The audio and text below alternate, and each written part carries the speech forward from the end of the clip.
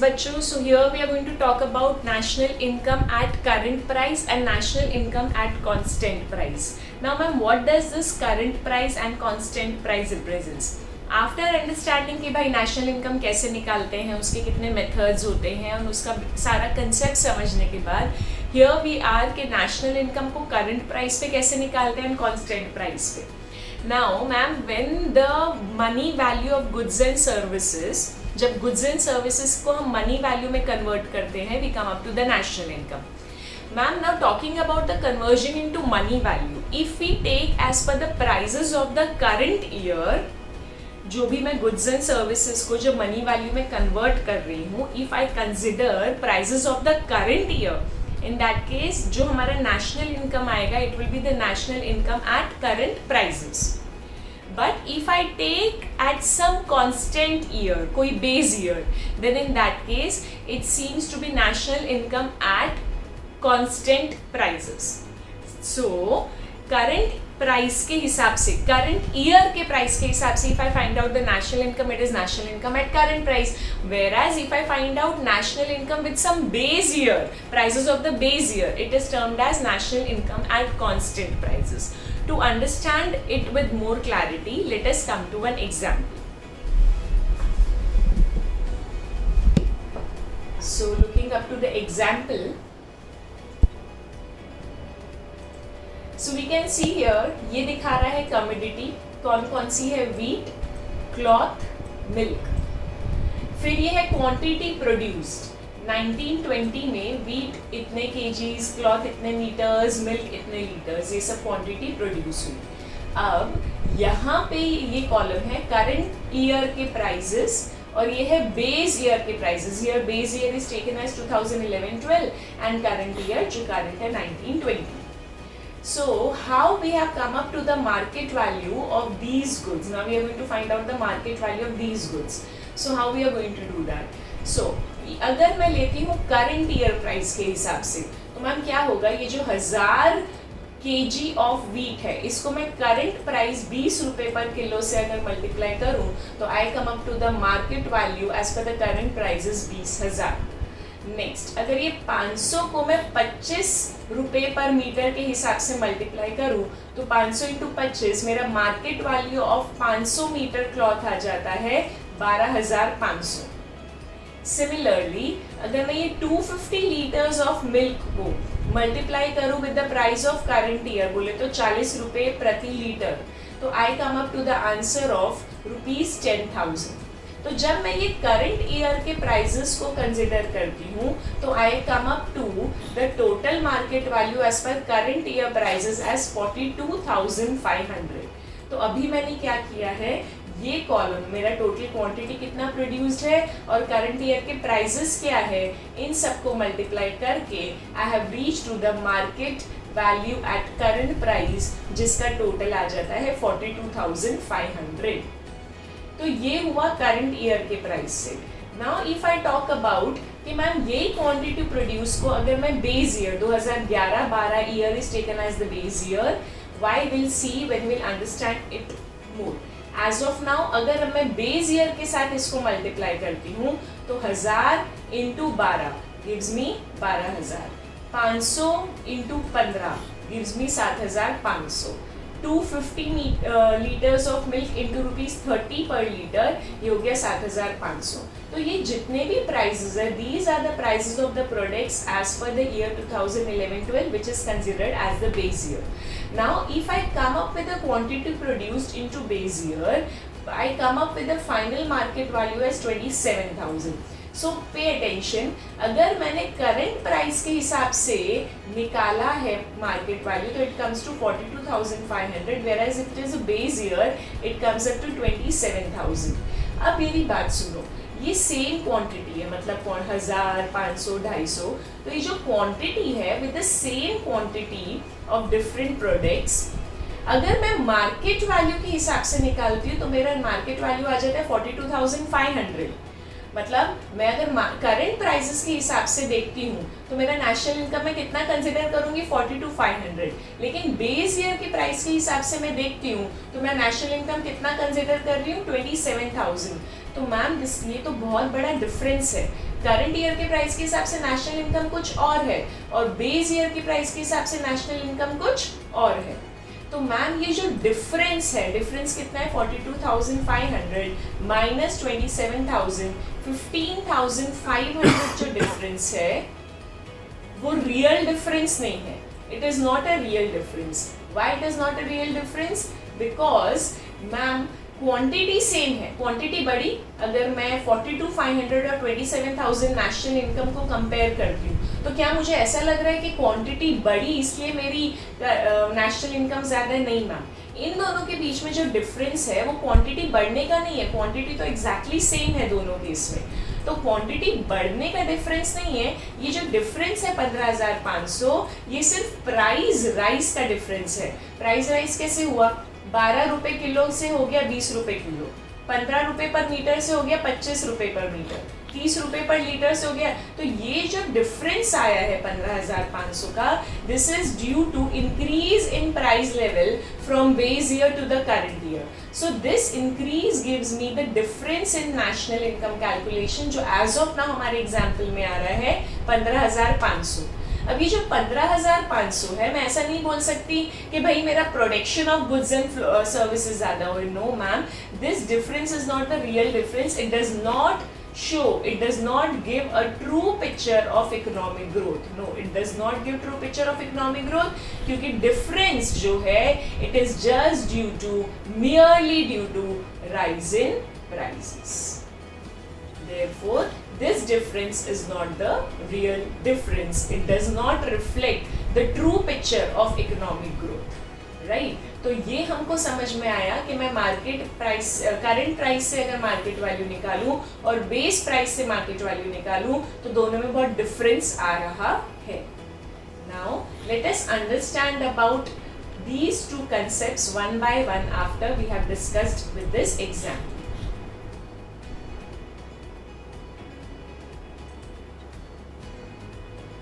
So here we go. National income हमने जो निकाली एट करंट प्राइस, हमने जो एग्जाम्पल में देखा national income at current price, ma'am ये क्या बोलता है? ये बोलता है कि जो भी आपके final goods and services produce हुए हैं उसकी मनी वैल्यू में जब हम उसको कन्वर्ट करेंगे, और कन्वर्ट करेंगे कैसे? Eight the prices of current year. तो मैम जो मेरा आंसर आएगा नेशनल इनकम का वो मेरा करंट प्राइस पे आएगा एज द टॉपिक जस्टिफाइज। ठीक है, तो गुड्स एंड सर्विसेज जो बने, प्रोड्यूस हुए, उसकी मनी वैल्यू कैसे निकाली? At the prices of current year. So we reach up to the national income at current price. अब ये जो नेशनल इनकम एट करंट प्राइस है इसको नॉमिनल नेशनल इनकम भी बोला जाता है, other name of national income at current price. जैसे कि हमने एग्जाम्पल में देखा, it does not show the true picture of economic growth. क्यों मैम? क्योंकि जो मेरा करंट प्राइस है, करंट प्राइस की वजह से जो मेरा ज्यादा अमाउंट दिख रहा है that is due to rise in price level. Physical output हमारे एग्जाम्पल में सेम टू सेम था, आउटपुट सेम था, खाली प्राइस लेवल बढ़ा था इसलिए मेरा वो डिफरेंस आ रहा था।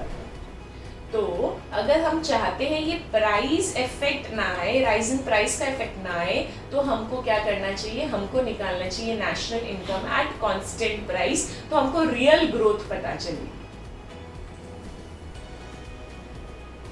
So national income at constant price क्या बोलता है ma'am? National income at constant price बोलता है कि जो भी गुड्स एंड सर्विसेज प्रोड्यूस हुए हैं, किससे? नॉर्मल रेसिडेंट्स ने जो भी गुड्स एंड सर्विसेज प्रोड्यूस करे हैं वो हम बेस ईयर प्राइस पे लेते हैं। हम जितने भी सम्स यहाँ पर देख रहे हैं वहाँ पर बेस ईयर प्राइस 11-12 लिया गया है विद द अंडरस्टैंडिंग कि 11-12 is the year which is free from price fluctuation. तो बेस ईयर को एक नॉर्मल ईयर माना गया है कि भाई इसमें कुछ इन्फ्लेशन डिफ्लेशन नहीं है, कोई प्राइस फ्लक्चुएशंस नहीं है, ये ईयर को यह माना गया है free from price fluctuations. Therefore 11-12 जो साल है it is considered as the base year and thus it helps us to find out national income at constant price without any price fluctuations.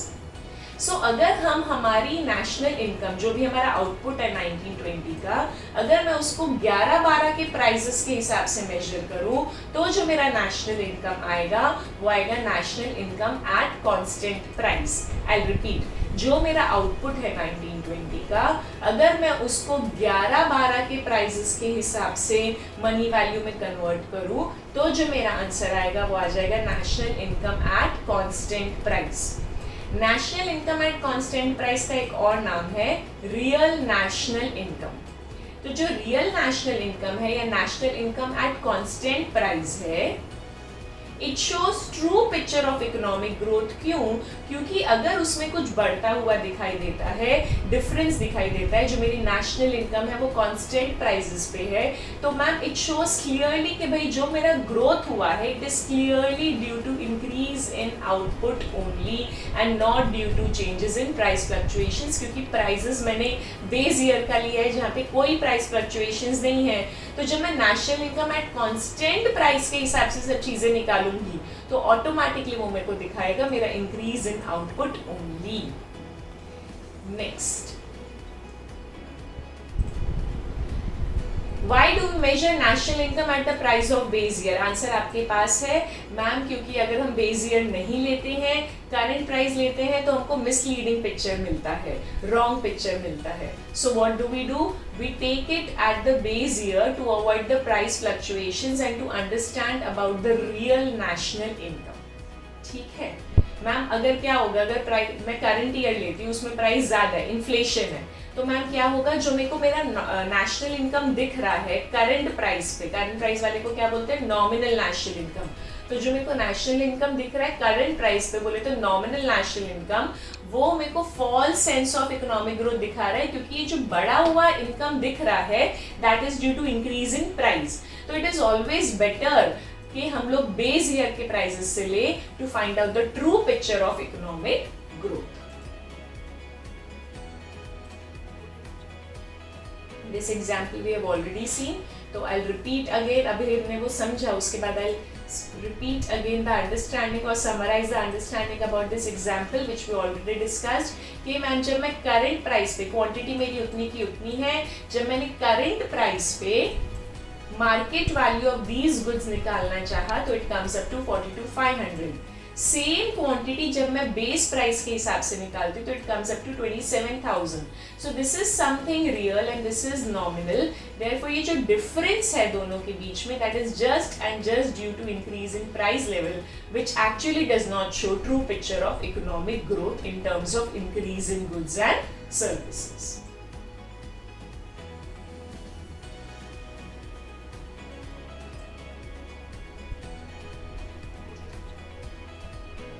सो ये हमने पढ़ा national income at current price and constant price.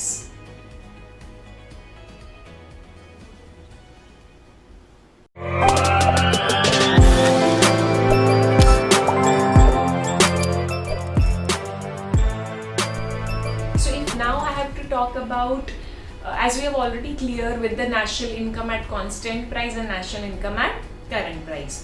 ठीक है ma'am, ये समझ में आ गया eight constant price क्या है, एट करंट प्राइस क्या है। Now if you have to proceed ahead कि मैम अगर मेरे को कन्वर्ट करना हो, for example if I am at the national income at current price और मुझे कन्वर्ट करना है to national income at constant price, तो ये जो मुझे कन्वर्जन करना है वो कैसे होगा? या मैम ऐसा भी हो सकता है, if I am at the national income at constant price and if I have to reach to national income at current price. So ma'am, how this conversion is possible? How do we do that? Let us see with an example.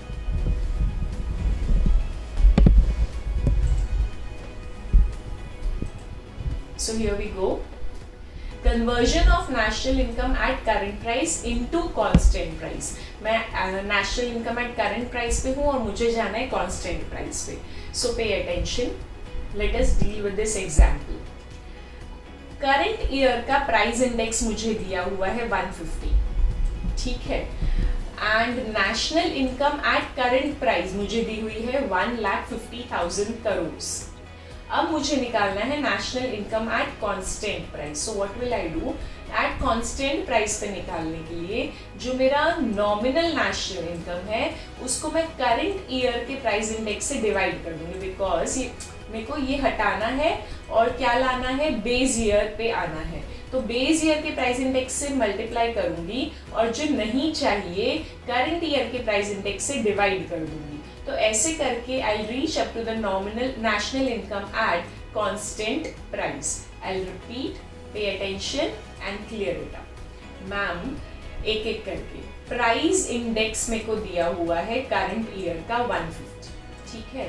National income at current price मुझे दी हुई है 1,50,000 crore. National income at constant price हमें निकालना है। तो national income at constant price निकालने के लिए मैं क्या कर रही हूँ, जो करंट ईयर के प्राइस के हिसाब से नेशनल इनकम है वो मैंने ले ली, डिवाइड कर दिया करंट ईयर के प्राइस इंडेक्स से, बिकॉज ये मुझे नहीं चाहिए। अब मैं मल्टीप्लाई क्या कर रही हूँ, मल्टीप्लाई कर रही हूँ उससे जो मेरे को चाहिए, क्या at constant price base year का प्राइस इंडेक्स मैंने ले लिया 100।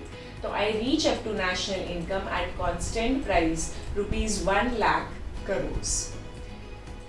सो this is about the understanding about कि हम ये मैम कैसे कन्वर्ट करते हैं।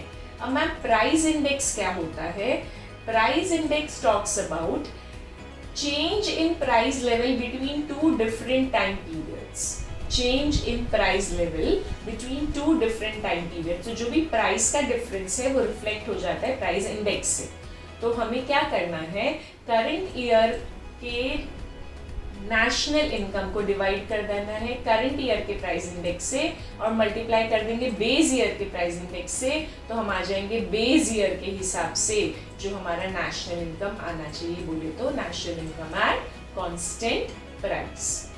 Now to explain it further,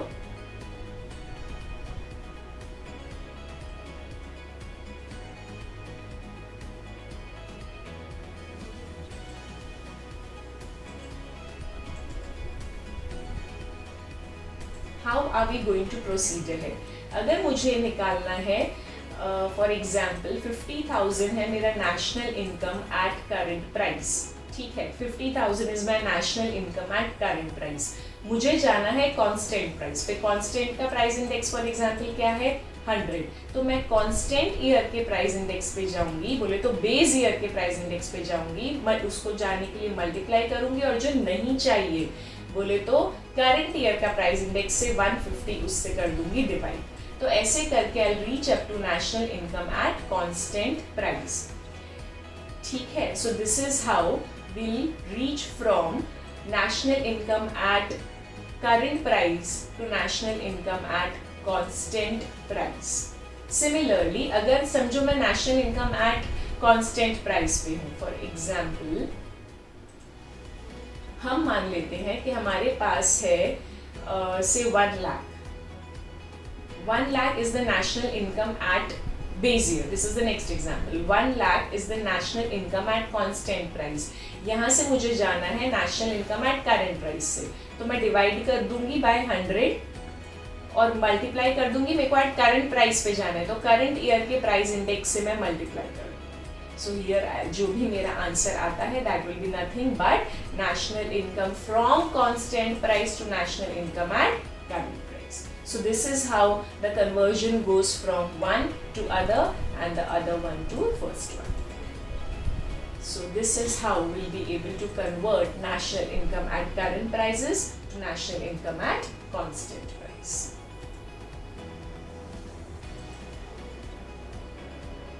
Now difference between national income at current price and national income at constant price. So we are already clear with it. Difference भी आता है, समझ भी आ गया इंडिविजुअली, तो बहुत फटाफट से देख लेते हैं कि क्या इसका डिफरेंस है। सो मीनिंग कंप्राइजेस ऑफ डेफिनेशन कि मैम जो भी फाइनल गुड्स बने हैं किसने बनाए, नॉर्मल रेसिडेंट ने। तो मैम ये नॉर्मल रेसिडेंट ने जो फाइनल गुड्स बनाए उसकी मनी वैल्यू जब हम निकालते हैं एट करंट ईयर प्राइजेस तो हो जाता है national income at current price. Ma'am similarly final goods जो बने हैं, फाइनल गुड्स एंड सर्विसेज जो बने हैं किसने बनाए, नॉर्मल रेसिडेंट्स ने बनाए। अब मैं जब उसको मनी वैल्यू में कन्वर्ट कर रही हूँ और मैं प्राइसेस लूँ अगर बेस ईयर का, तो वो जो नेशनल इनकम आएगा वो आएगा national income at constant price. Next national income at current price is not a good tool for measuring economic growth, whereas at constant price is a better tool to measure the economic growth. Causes of change, जब current prices पे हम national income निकालते हैं तो जो नेशनल income में हमको चेंज दिखता है compare to previous year, it has got two reasons. हो सकता है प्राइस बड़ा हो सकता है क्वांटिटी बड़ी हो. सो दोनों का कॉम्बिनेशन हो सकता है. बोले तो प्राइस भी बड़ी होगी एंड क्वांटिटी भी, या फिर सिर्फ प्राइस या फिर सिर्फ quantity. So yes, current prices it represents both, या तो वो प्राइस या क्वांटिटी, दोनों की वजह से ये चेंज आता है.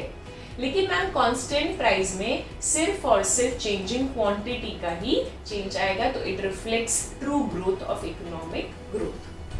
Comparison, it is not a suitable tool if I have to compare national income of different years, क्योंकि मैम उसमें इंक्रीज या डिक्रीज इन प्राइस का इफेक्ट होता है. लेकिन generally national income at constant price is used for comparing the national income of different years. Ma'am कैसे निकलता है पपलू, जो भी हमारा क्वांटिटी है मल्टीप्लाई कर दो हमारे करंट ईयर के प्राइस से. मैम ये कैसे निकलता है, जो हमारी क्वांटिटी है उसको मल्टीप्लाई कर दो बेस ईयर के प्राइस से.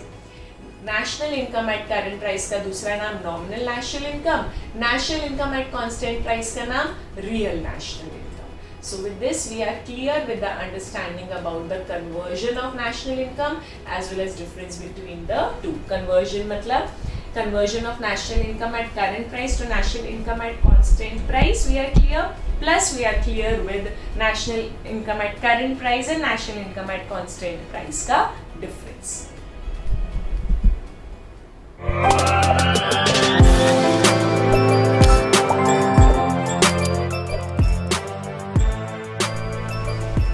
तो बच्चों अब हमने देख लिया है नेशनल इनकम के बारे में सारी चीजें, eight constant price, at current price को उनको कैसे कन्वर्ट किया जाता है एक से दूसरे पे और दूसरों को पहले से. अब हम आ रहे हैं कुछ similar understanding with the context of GDP.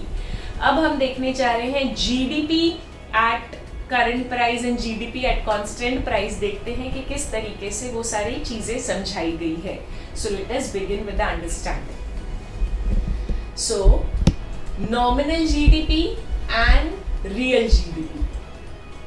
Nominal GDP मतलब GDP at current price, real GDP मतलब GDP at constant price. तो मैम सेम कंसेप्ट है. हमने पहले देखा national income at current price and national income at constant price. Now again with the same understanding we have GDP at current price and GDP at constant price. GDP at current price मतलब हम ले रहे हैं GDP निकाल रहे हैं with the prices of the current year, और यहाँ पर हम जीडीपी निकाल रहे हैं with the prices of the base year. ठीक है, मूविंग अहेड.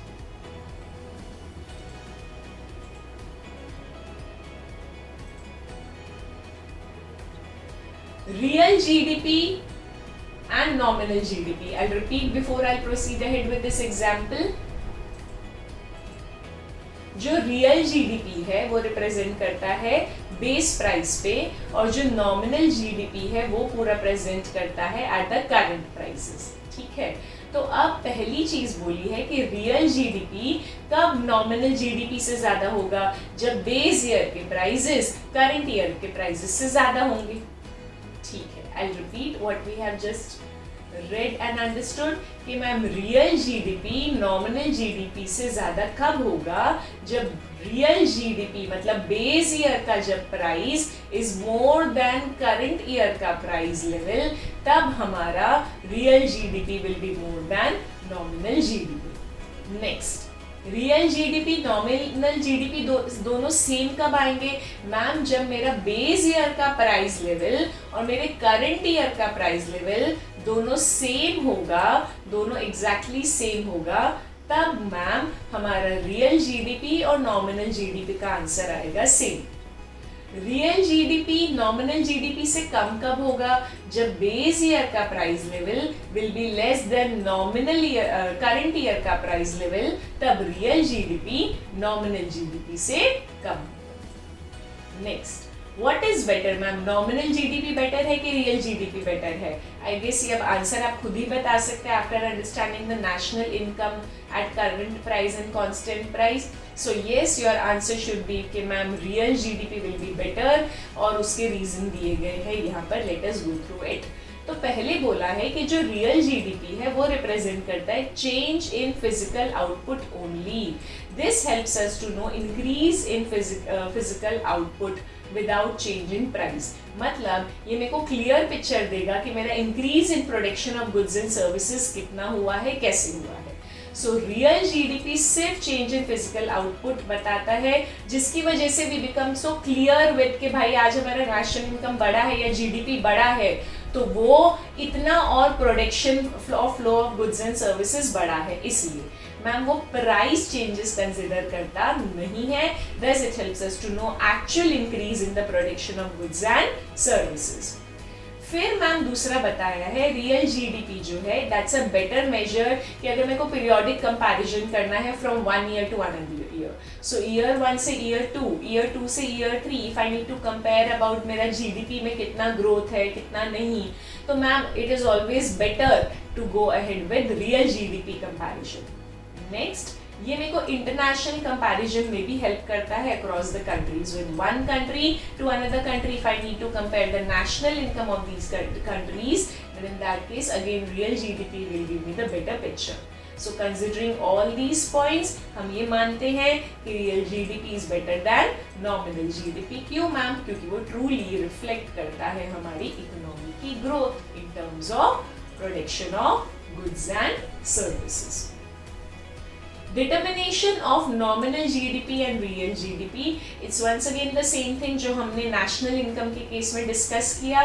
तो मैम GDP भी बस वही है. फॉर एग्जाम्पल मुझे दिया हुआ है nominal GDP, मुझे दिया हुआ है nominal GDP.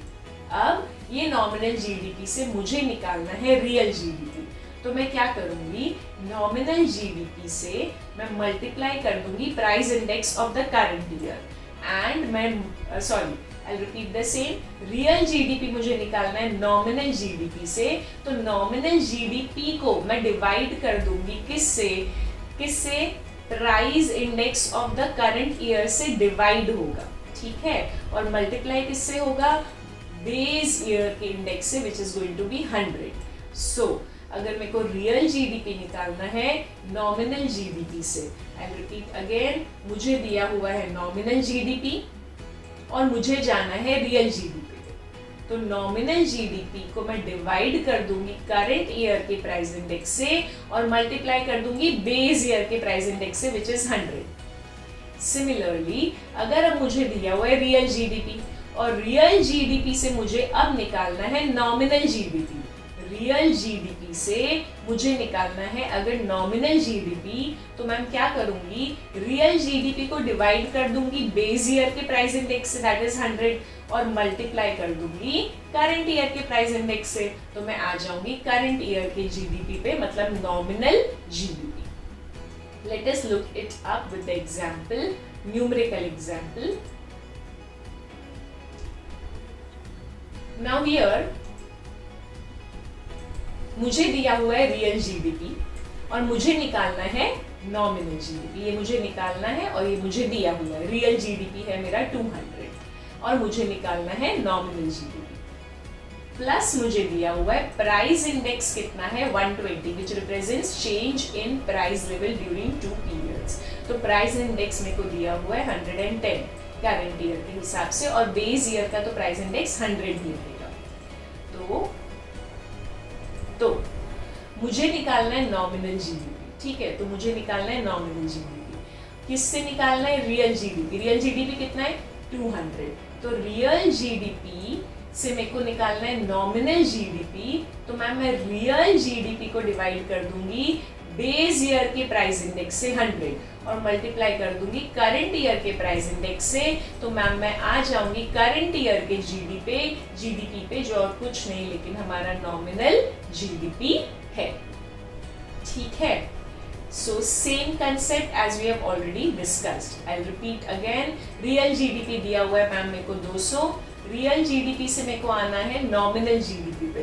तो मैम रियल जीडीपी को मैं डिवाइड कर दूंगी हमारे कांस्टेंट ईयर बेस ईयर के प्राइस इंडेक्स से जो है 100 और मल्टीप्लाई कर दूंगी करंट ईयर के प्राइस इंडेक्स से जो दिया हुआ है 110. With this I'll reach up to the answer 220 which is nothing but my nominal GDP, GDP at current price. ठीक है, तो यहां तक अब हमको क्लियर हुआ कि मैम नॉमिनल जीडीपी क्या है, रियल जीडीपी क्या है, और दोनों को हम कन्वर्ट कैसे कर सकते हैं, रियल को नॉमिनल और नॉमिनल को रियल से। अब हम बात करते हैं अबाउट प्राइस इंडेक्स। मैम पिछले जितने भी हमने एग्जांपल्स देखे, सम्स देखे, हम सब में बात कर रहे हैं प्राइस इंडेक्स, प्राइस इंडेक्स। तो मैम प्राइस इंडेक्स आपको बताया गया कि ma'am it represents the change in price of two different time period. तो मैम अब ये प्राइस इंडेक्स को हम कैसे निकालेंगे? प्राइस इंडेक्स को हम जीडीपी डिफ्लेटर भी बोलते हैं। प्राइस इंडेक्स को हम जीडीपी डिफ्लेटर भी बोलते हैं। अब ये कैसे निकलेगा?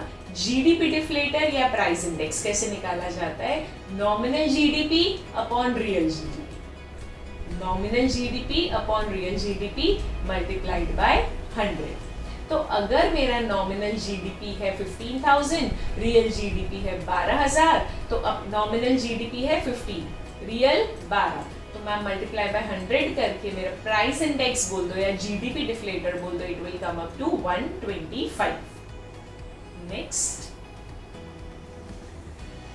तो अभी हमने क्या देखा हमारी लास्ट स्लाइड में कि हमने जीडीपी डिफ्लेटर निकाला था। कैसे? मेरा नॉमिनल जीडीपी कितना था? 15,000 और मेरा रियल जीडीपी कितना था? 12,000, right, as we have seen. Nominal GDP 15 and real 12। तो मैम ये नॉमिनल जीडीपी और ये रियल जीडीपी, ये नॉमिनल ये रियल, और हमारा आया था 125। अब ये डिफ्लेटर को हम कैसे यूज करेंगे, ये प्राइस इंडेक्स को कैसे यूज करेंगे? तो ma'am here we go, real GDP मेरे को निकालना है। क्या दिया हुआ है मेरे पास? नॉमिनल जीडीपी है, तो नॉमिनल जीडीपी मेरा कितना है हमारे एग्जाम्पल में? 15,000।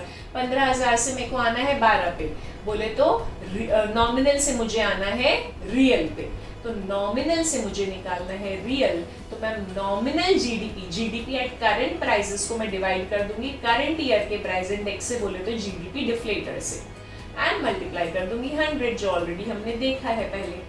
सिमिलरली अगर मेरे को नॉमिनल निकालना है रियल से, I repeat,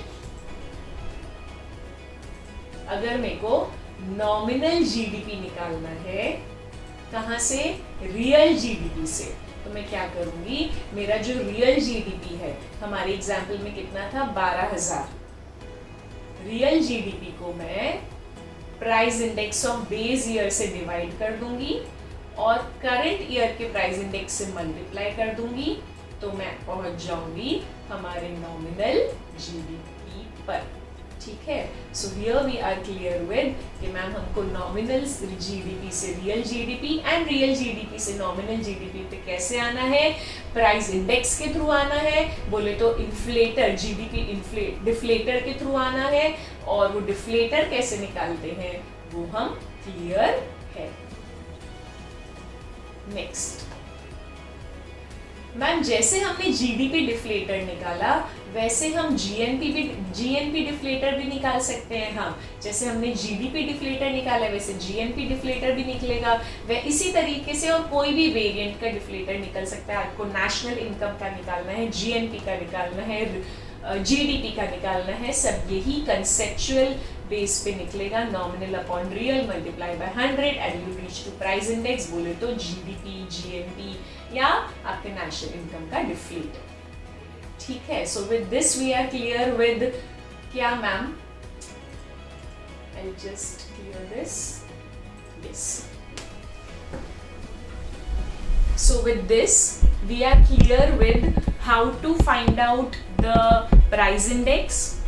What do we mean by real national income? What do we mean by nominal national income? What do we mean by real GDP, nominal GDP, GDP deflator, price index, current price, constant price, ये सारी चीजें हम अच्छे से देख चुके हैं, right?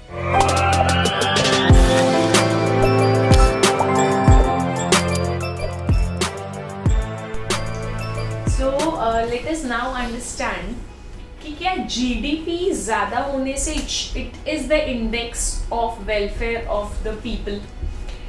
It is said that कि जो GDP है It shows the flow of production of goods and services, right? Now, this is nothing but it signifies, it is the index of welfare of the people. I would say the material well-being of the people. तो बताया गया है कि higher the GDP, higher the material well-being of the people. तो क्या ऐसा है?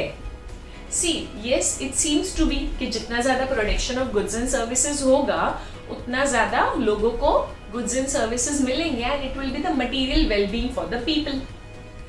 But it also depends upon various other factors such as per head availability कि टोटल जीडीपी तो बढ़ गया लेकिन पर हेड अवेलेबिलिटी कितना बड़ा है कितना नहीं, वो सारी चीज़ों पे भी ध्यान देके हमको डिसाइड करना होगा whether GDP represents the welfare of the people. So let us look up into it.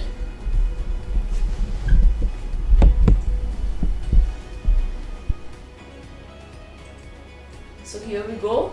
GDP and welfare बोला गया है कि it is index of welfare of the people, ठीक है. It is material well-being among the people, ठीक है. मतलब higher GDP मतलब greater welfare of the people, okay. But again let us look up to some of its considerations. बोले तो some of the limitations जो ये represent करेगा GDP और welfare का relation एंड कितना वो सही रिप्रेजेंट कर सकता है, जीडीपी सही में index of welfare of the people है कि नहीं. So first is distribution of GDP. Distribution of GDP में बोला है कि यदि जीडीपी का डिस्ट्रीब्यूशन इनइक्वल है, इनइक्वल है तो मैम क्या होगा, there will be a gap between rich and poor. There will be a gap between rich and poor. तो मैम जीडीपी डिस्ट्रीब्यूट किस तरीके से हो रहा है, अगर इनइक्वल डिस्ट्रीब्यूशन है then in that case rich becomes richer, poor becomes poorer, there will be gap between rich and poor. Thus, not necessarily ये inequality अगर हुई तो welfare जो है it will not rise in GDP. So first is about the distribution.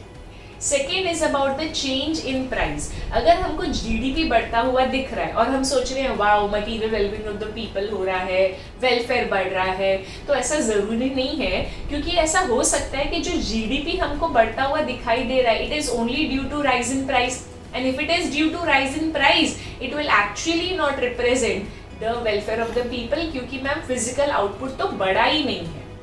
So next, this was change in price. Third है non-monetary exchanges. Non-monetary exchanges मतलब बहुत सारी services like housewife, kitchen gardening. Ma'am even these services adds on to the welfare of the people. But as we have seen कि ma'am these services के हम market value उसकी निकाल नहीं सकते, therefore it is not included in the calculations.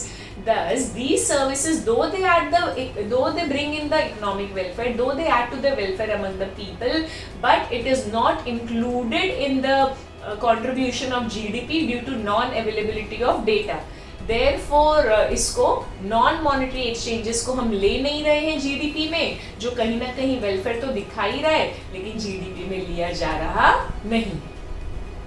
Next point है externalities. Externalities में हम क्या बता रहे हैं, एक्सटर्नलिटीज मतलब कोई भी जब बिजनेस है, एंटरप्राइज है, कुछ काम कर रही है तो आउटकम जो वो दे रही है उससे कुछ बेनिफिट भी हो सकता है या हार्म भी हो सकता है. पर वो बेनिफिट या हार्म के लिए, ये जो हार्म हो रहा है फॉर एग्जांपल उसके लिए कुछ पेनलाइज नहीं हो रहा है, या बेनिफिट हो रहा है तो उसके लिए कुछ पैसा नहीं मिल रहा. See will understand it with example. अब अगर एक्सटर्नलिटीज है तो दो तरीके की होती है, positive as well as negative. First let us see the negative externality as they have mentioned. Ma'am अगर एक फैक्ट्री है, इंडस्ट्री है, तो वो जो पोल्यूट करती है एनवायरनमेंट को, that environmental pollution is a negative externality. Ma'am why? Because अगर ये पोल्यूशन होता है, एनवायरमेंटल पोल्यूशन होता है, तो कहीं ना कहीं it affects the health of the people. दस उनका वेलफेयर ये कर देता है कम. तो एक्सटर्नलिटीज यहाँ पे प्रेजेंट किया है, वो बेनिफिट या वो हार्म, मतलब बेनिफिट है तो उसके लिए कुछ पे नहीं कर रहे, हार्म है तो पेनलाइज नहीं कर रहे. So talking about the negative externality, about the environmental pollution. What is positive externality? Positive externality ma'am क्या है? For example public parks, it is made by the people. तो मैम वहाँ पर जब लोग आते हैं और वहाँ पर टाइम स्पेंड करते हैं under the open sky, walk करते हैं, एक्सरसाइज करते हैं, there people don't have to pay anything, it is used by the public for their welfare. तो मैम ये सब चीजें increases the welfare through the positive effect on health. Therefore जो भी हमने देखा कि एक्सटर्नैलिटीज जो है it has negative as well as positive. So externalities को क्या डिफाइन किया है? बेनिफिट्स या हार्म जो कोई फर्म या इंडिविजुअल करता है और बेनिफिट्स के लिए कुछ पे नहीं किया जाता और हार्म के लिए कुछ पेनलाइज नहीं किया जाता है। So this is about the negative externality and positive जो वेलफेयर में कितना कंट्रीब्यूशन दे रहा है वो प्रेजेंट कर रहा है। तो ये जो एक्सटर्नैलिटीज है they do not form the part of market transactions and therefore it is not included in the GDP. Therefore again the welfare is not presented in a real sense again through these points. Next is rate of population growth. अब rate of population growth में ये बोला है कि अगर GDP बढ़ रहा है, अग्रीड, लेकिन जो पॉपुलेशन की ग्रोथ है वो भी बढ़ रही है, ठीक है, लेकिन जो पॉपुलेशन की ग्रोथ है वो जीडीपी ग्रोथ से ज्यादा है, तो मैम ऑटोमेटिकली जो पर कैपिटा अवेलेबिलिटी है, per head availability of goods and services की वो ज्यादा कुछ मिलेगी नहीं, क्योंकि population growth is more than the growth of GDP. Thus per capita availability of goods and services decrease हो जाएगी, जिसकी वजह से इकोनॉमिक वेलफेयर कम हो जाएगा। तो ये सारे पॉइंट्स देखते हुए क्या कि मैम अगर अनइक्वल डिस्ट्रीब्यूशन ऑफ जीडीपी है तो वेलफेयर प्रेजेंट नहीं करेगा, rich becomes richer, poor becomes poorer. Change in price, GDP बढ़ता हुआ दिख रहा है पर किसकी वजह से? Rise in price. तो मैम सही मायने में तो कुछ output of goods and services हुआ ही नहीं है, तो मैम अगेन वेलफेयर में वो खाली दिख रहा है बढ़ता हुआ, but it is not actually adding the welfare to the people. Non monetary exchange, ma'am हाउसवाइफ्स, kitchen gardening, they are the most to the welfare among the people, but again as the data is not available for the market price, हम उसको भी नहीं लेते GDP की calculation में। Talking about externalities, ma'am negative externality क्या हुई कि अगर कोई इंडस्ट्री है और वो एनवायरनमेंट पॉल्यूट करती है तो ये pollution affects the health of the people, तो ma'am it reduces the welfare. और ma'am positive externality, public parks created by the people, वहां पर जब लोग आते हैं no payments are receive from them, I mean उनको कुछ पे नहीं करना है, just that they have to come and they can have good time in terms of their health concerns, तो it increases welfare through the positive।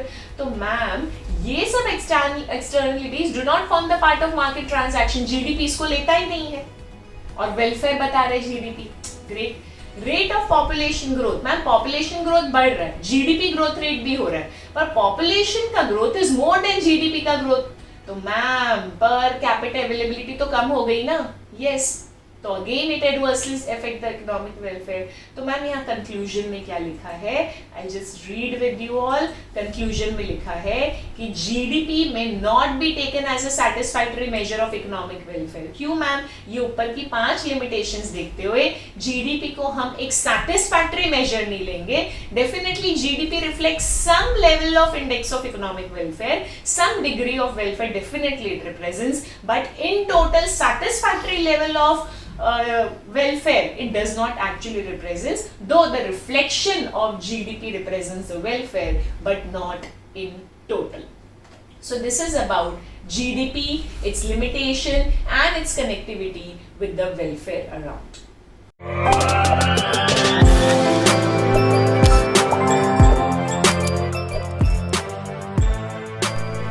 Yes, so we are proceeding ahead with the last few topics of our chapter national income.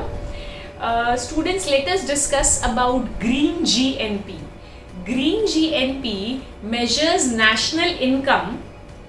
Green GNP measures national income. Ma'am GNP तो आपको पता है, green word क्यों add किया है? It measures national income by doing adjustments with the depletion of natural resources which has occurred due to production of goods and services. So green GNP measures national income with the adjustments of the depletion in natural resources occur. So green GNP is one such measure which has been brought into focus by some of the economics to measure the national income. Let us now come up ahead with the last topic of this chapter, depreciation.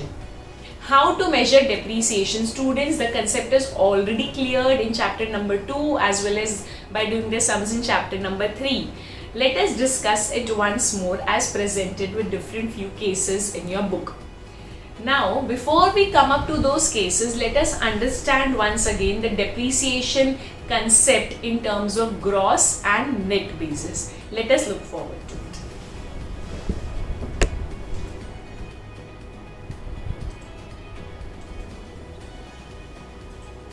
So, हमने देखा था ma'am क्या depreciation ma'am हमने देखा था जो gross और net के बीच का लिंक है वो है डेप्रीसिएशन. फॉर एग्जाम्पल, अगर मुझे दिया हुआ है GDP at FC और मुझे दिया हुआ है NDP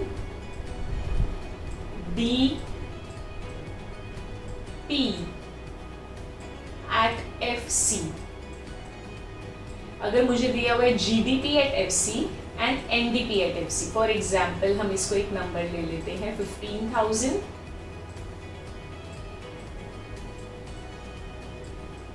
और NDP at FC को हम ले लेते हैं 10,000.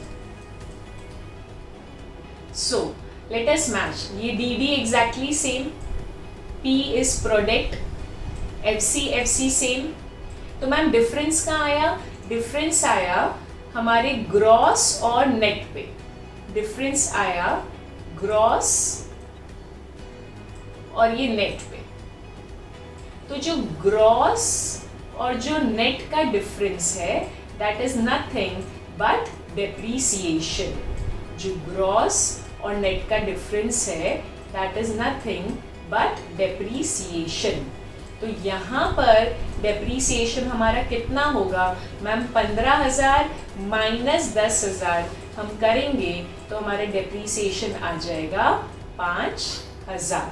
सो मैम, अगर मेरे को कोई दो वेरिएंट दिए हैं तो मुझे सिर्फ ये देखना है कि ग्रॉस और नेट के अलावा बाकी सब सेम हो ताकि दोनों का डिफरेंस निकाल के हम डेप्रीसिएशन पे आ सके.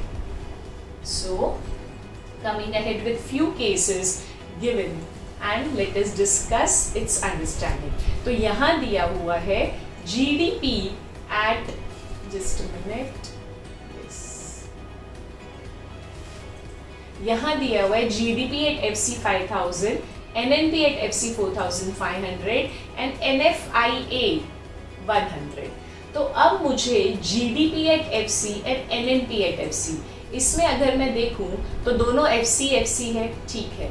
एक ग्रॉस है और एक नेट है. हाँ मैम, उसके बीच का तो डिफरेंस डेप्रीसिएशन, लेकिन ये D है, डोमेस्टिक है और ये नेशनल है.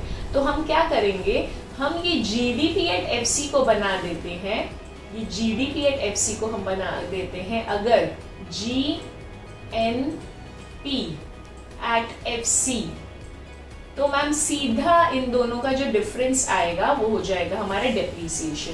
तो GD डोमेस्टिक को नेशनल बनाने के लिए मैं 5,000 में NFIA प्लस कर दूंगी तो ये हो जाएगा 5,100. तो मेरा GNP at FC 5,100 हो गया, NNP at FC 4,700 हो गया. अब 5,100 minus 4,700 will give me the depreciation of 400. So this is case 1. Case 2, GDP at MP दिया हुआ है 6,000, NNP at FC दिया हुआ है 4,000. तो मुझे ये ग्रॉस और ये नेट ये डिफरेंस चलेगा, बाकी सेम होना चाहिए. तो हम क्या करें, हम ये D को बना देते हैं N, मतलब ग्रॉस डोमेस्टिक को बनाना पड़ेगा नेशनल. तो ये 6,000 में हमको क्या करना पड़ेगा, हमको ऐड करना पड़ेगा NFIA. तो 6,000 में NFIA हम ऐड कर देंगे. ठीक है मैम, तो ये डोमेस्टिक तो बन गया नेशनल. अब ये MP को बनाना पड़ेगा FC ताकि वो सेम हो जाए. तो MP को FC बनाने के लिए मेरे को नेट इनडायरेक्ट टैक्स करना पड़ेगा माइनस. तो ये कर दिया -300. अब ये जो मेरा 5,900 आया ये सब बदल के क्या हो गया, GDP at MP से हो गया GNP at FC. अब मेरे पास है GNP at FC, अब मेरे पास है GNP at FC आ गया एंड NNP at FC. तो ग्रॉस और नेट के अलावा बाकी सब सेम है, तो सीधा इन दोनों का difference 5,900 minus 4,000 will give me depreciation. तो इस तरीके से हमको जो भी दिया हो, इस तरीके से हमको जो भी डेटा दिया हो, हमको मेन ये देखना है कि ग्रॉस और नेट हमारा खाली डिफरेंस रहे, बाकी तो सेम रहेगा। तो ग्रॉस और नेट का डिफरेंस हमारा आ जाएगा depreciation. Will see one more case, case 3।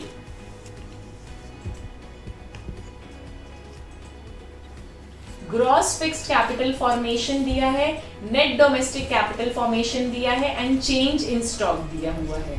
तो मैम अब यहाँ पे कैसे निकलेगा? It is gross fixed capital formation, ठीक है, और ये है नेट डोमेस्टिक कैपिटल फॉर्मेशन। तो मैम अगर मैं इसको ग्रॉस फिक्स्ड कैपिटल फॉर्मेशन और चेंज इन स्टॉक को अगर प्लस कर दूं तो ये नाम बन जाएगा gross capital formation. I repeat, मैं ग्रॉस फिक्स्ड कैपिटल फॉर्मेशन और चेंज इन स्टॉक को अगर प्लस कर दूं, इन दोनों को अगर प्लस कर दूं तो मेरा बन जाएगा ग्रॉस डोमेस्टिक कैपिटल फॉर्मेशन, ठीक है। तो अब मेरा अगर 3,700 प्लस 300 करके जो मेरा आ गया वो क्या हो जाएगा? Gross domestic capital formation. अब मेरे पास ग्रॉस डोमेस्टिक कैपिटल फॉर्मेशन है 4,000 और मेरे पास नेट डोमेस्टिक कैपिटल फॉर्मेशन है कितना? 3,650। तो ग्रॉस माइनस नेट करूंगी, gross domestic capital formation minus net domestic capital formation, तो मैम मेरा आ गया depreciation. The last case, case number 4, मेरे पास है कैपिटल वैल्यू ऑफ एसेट 1000 और ये 20 साल चलने वाली है, इतना डेटा दिया हुआ है। तो मैम बहुत सिंपल है, हम क्या करेंगे? स्क्रैप वैल्यू निल, तो ये आप ऑलरेडी 11th स्टैंडर्ड में कर चुके हो। आपकी वैल्यू ऑफ एसेट इज 1000, चलने वाली है 20 साल, तो मैम ये कट आपका क्या आ जाएगा? 50 as your 50 crores, rupees 50 crores as your value of depreciation.